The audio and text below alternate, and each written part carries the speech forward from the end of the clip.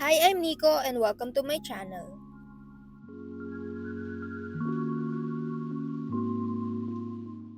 For today's video, I'm sharing with you a full step-by-step guide into how I paint a gunpla, specifically the GPO3S stamen from the HG Dendrobium.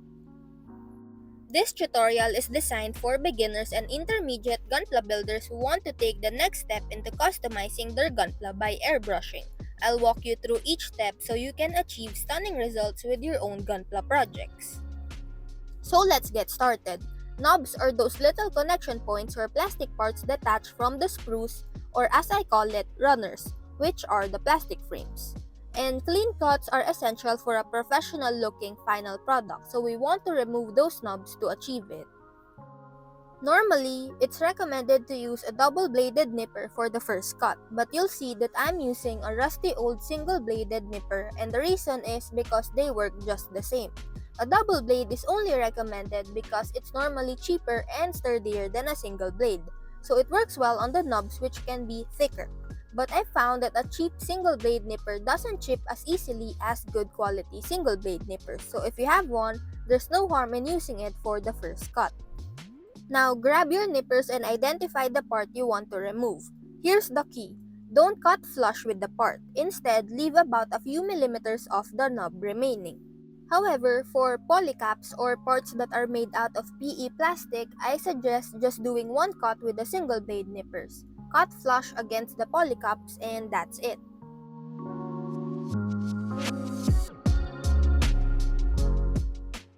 Now that the parts are out of the runners, it should somewhat look like this with a few nubs remaining. And here comes the second cut. Take your single blade nippers and carefully snip off that remaining nub fragment. But personally, I leave 1 to 2 millimeters of nub remaining, and I'll tell you why later on. But essentially, the second cut removes almost all of the remaining nubs. Now be sure to remember to take your time. Rushing cuts can lead to nubs breaking or damaging the part itself. I know some of you might be wondering why not just cut as close to the part as possible. That will save me more time. I wouldn't recommend it because remember, we want to build our gunpla as clean as possible. If we did cut that close, there would be the possibility of stress marks showing on the part where you cut, and these stress marks are almost always irreversible. The logic behind the two-cut method is that the less volume of the knob you cut, the less strain or stress is produced on the plastic, therefore preventing the white strain marks to appear after cutting. Stress marks comes from pinch or stress plastic, and it usually happens when you're building.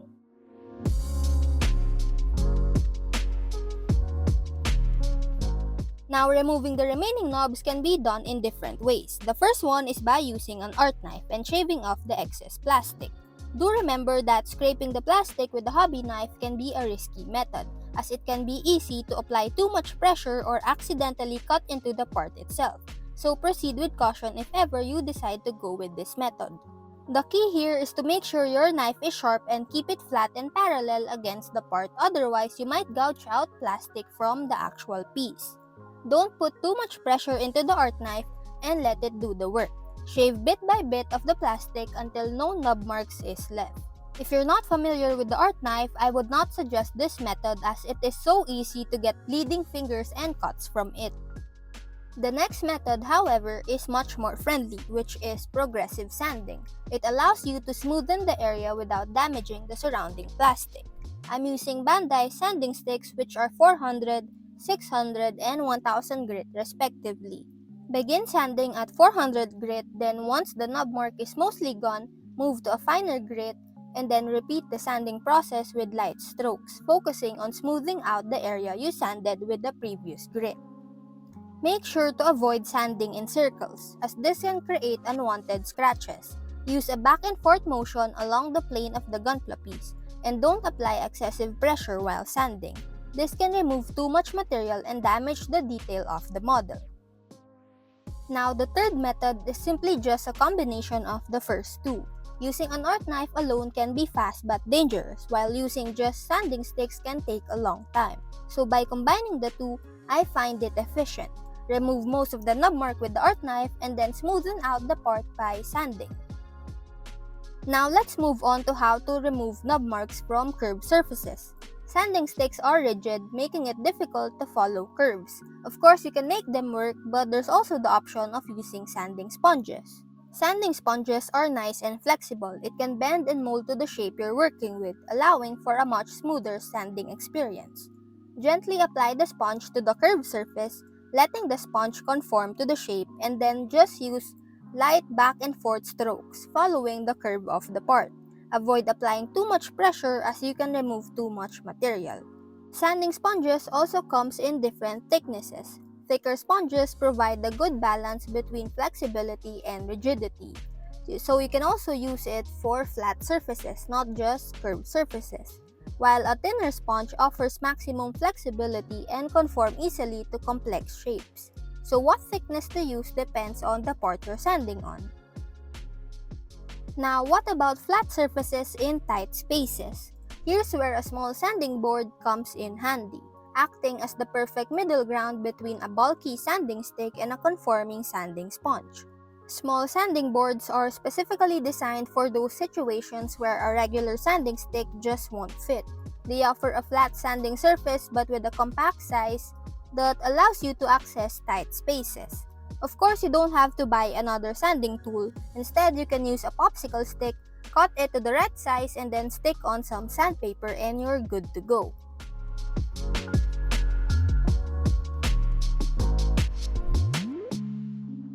I think I've talked about sanding enough, so let's move on to finally building your gunpla. Since we're planning to paint, there's one basic modification I suggest doing to make this assembly easier. Gunpla parts connect through friction, so by cutting the male peg at an angle, you create a ramp effect. This reduces the friction when separating the parts, making this assembly smoother and less likely to damage the pieces. Carefully cut a small section around 20 to 40% of the peg's thickness at a 45-degree angle. For easier reassembly later, try to maintain a consistent direction for all angled cuts on the model. Also, avoid accidentally cutting through the entire peg. You only need a small angled section to reduce friction. Once you're done modifying the male pegs, proceed to build your gunpla as you normally would. There are different approaches to gunpla building and there's no correct way of doing it. I personally switch it up every once in a while, but yeah, the beauty of this hobby lies in the freedom to find a method that suits your workflow and preferences. So disassembling a gunpla right after building seems counterintuitive, but here's why it's a common practice. It allows builders to identify potential issues. During the initial build, you can identify areas that might require modification for painting. This could involve sanding down knob marks, filling in gaps, or adjusting joints for a better fit right after painting.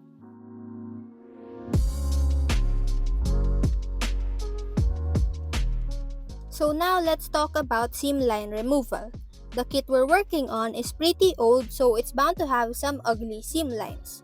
Seam lines are those unwanted visible marks where two pieces of plastic come together in a gunpla and it can be a real eyesore. The most common method is to use Tamiya thin cement. Plastic cement will fuse two halves into a single part. This is also the only method which physically removes the seam lines because it melts the plastic together. It's almost impossible to separate it after it's cured or after it's dried. What you want to happen is for the excess cement to ooze out. That ooze cement is pretty much putty. You want as much of that to come out throughout the length of the seam. That's when you know you have a good weld on the parts. It's just now a matter of sanding off all of that oozed off plastic. Now, there are parts that sandwiches another part in between, and you can do modification for this, but personally, I just hand paint later on and so I remove the seam lines as I normally would. I usually let the cement dry overnight, sometimes even for a full 24 hours, and then light sanding is all that is needed to remove the excess, although in some cases, a little shaving with an art knife may be required. Now, if you find that there are gaps or holes where the plastic did not ooze out, you can use putty to cover it up. After seamline removal, it's just another round of sanding.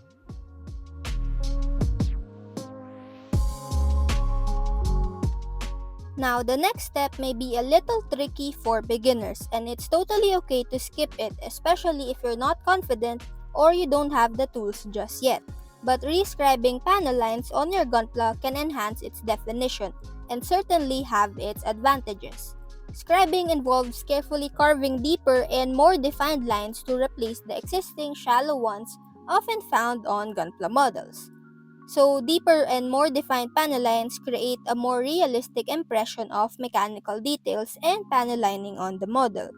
Another reason why I do this is because rescribing creates deeper and more defined panel lines, and Tamiya panel liner or any other enamel liner, being a liquid product, naturally flows more effectively along these deeper channels, resulting in cleaner and more precise panel line accents. Also, shallow panel lines are more prone to smudging with Tamiya panel liner as the excess can easily spill over onto surrounding areas. Rescribing minimizes this risk by providing a well-defined channel for the panel liner to flow within. And also, the additional depth from rescribing also allows the Tamiya panel liner to pull slightly, creating a stronger shadow effect that also adds a significant boost to the model's perceived depth and realism.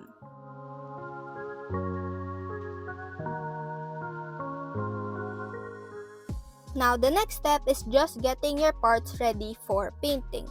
So, the reason why I wash my parts is because after all of that handling, after the sanding, rescribing, and just spreading your oils all over them, washing them removes dust, debris, and your fingerprints out of the parts. And a clean surface free of dust and fingerprints can lead to smoother and more even paint application. For drying the parts, I mostly just use tissue papers. It absorbs a significant amount of water quickly, and honestly, you really just have to work through it and dry each part properly. Otherwise, if there's any leftover water, especially in the crevices, it can interfere with the painting process later on. I think others air dry or others use dehydrators.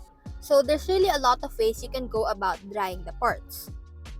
Then the next step is of course to put them on painting clips. Painting clips are basically just alligator clips mounted on barbecue sticks. These are used to hold the parts for painting. I have a bunch of them since you will use a lot, especially for big projects. And then the base that holds the clips, you can use anything.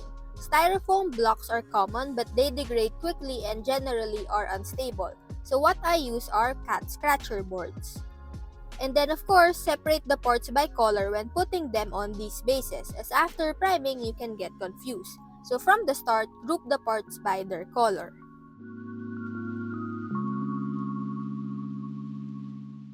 Now for priming, I like using spray can primers, easier and faster for me. But use what you prefer and of course get a respirator, especially if working with lacquer paints. And find a well-ventilated area to work in, which for me is right outside in the open. So when priming, hold the can about 15 to 20 centimeters away from the gunpla parts. Use short bursts and keep the can moving constantly to avoid splotches or globs. Don't worry if the first coat looks patchy, subsequent coats will build upon it.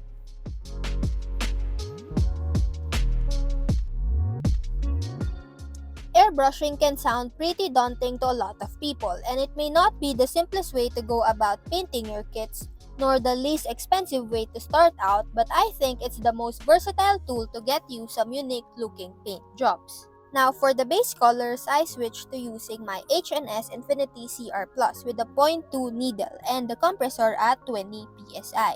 Now I won't get into the thinning of the paints, but I will make a more in-depth video about it. Generally though, I thin with a ratio of 3:1, 3 parts paint to 1 part thinner. Now, before tackling your gunpla, especially if it's your first time airbrushing, I suggest practicing your airbrushing technique on scrap plastic or paper.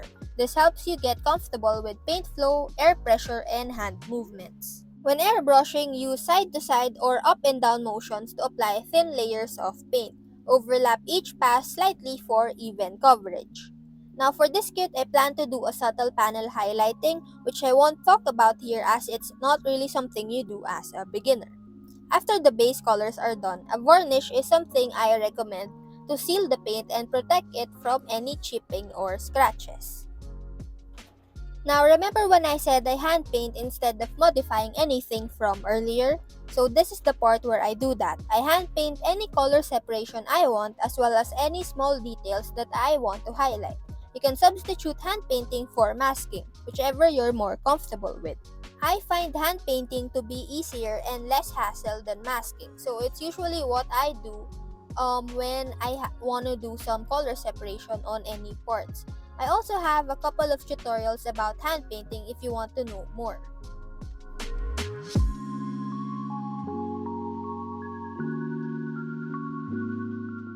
The next step is to add waterslide decals. I have a separate video about it which I will link down below since I unfortunately won't be putting any decals on this kit.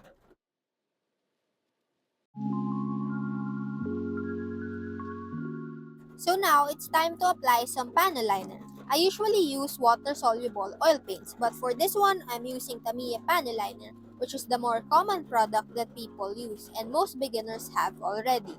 I'm using black for everything, which will give this kit a more anime-ish looking feel, as opposed to a more realistic and subtle look by using different colored panel liners.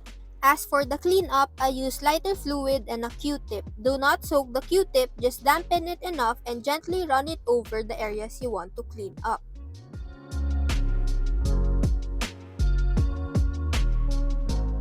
And so finally, after that, it's time to seal with the top coat. Top coat is just varnish you put on top, hence the name.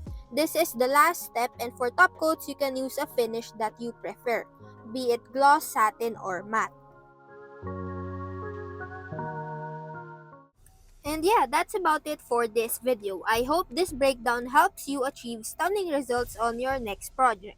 Remember, practice makes perfect, so don't be afraid to experiment and have fun with the process. If you have any questions, leave a comment below and I'll do my best to answer them.